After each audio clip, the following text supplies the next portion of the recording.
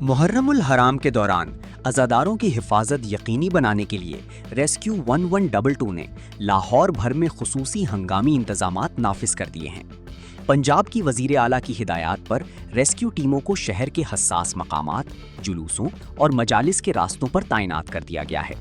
ترجمان ریسکیو پنجاب کے مطابق لاہور میں 1350 ریسکیورز، 55 ایمبولینسز اور 300 rescue motor bikes high alert پر ہیں تاکہ کسی بھی ہنگامی صورتحال سے فوری طور پر نمٹا جا سکے۔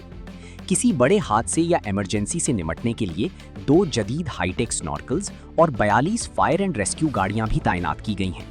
اس کے علاوہ مجالس کے قریب خصوصی ریسکیو پوسٹس قائم کی گئی ہیں جہاں عزاداروں کو فوری طبی امداد فراہم کی جا رہی ہے۔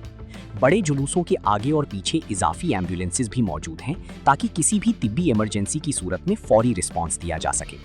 ریسکیو ٹیمیں لاہور کے مختلف علاقوں بشمول شادمان اور اسلام پورہ میں عزاداروں کو طبی سہولیات فراہم کر رہی ہیں، جبکہ ڈیٹا دربار پر جاری سالانہ عرس کے شرکا کو بھی طبی کوریج دی جا رہی ہے۔ اب تک 34 عزاداروں کو موقع پر ابتدائی طبی امداد فراہم کی جا چکی ہے۔ District emergency officer doctor Rizwan Ahmed Chaudhry نے پانڈو اسٹریٹ سے جلوس کے روٹ کا دورہ کیا اور ریسکیو پوسٹس کا معائنہ کر کے طبی سہولیات کا جائزہ لیا۔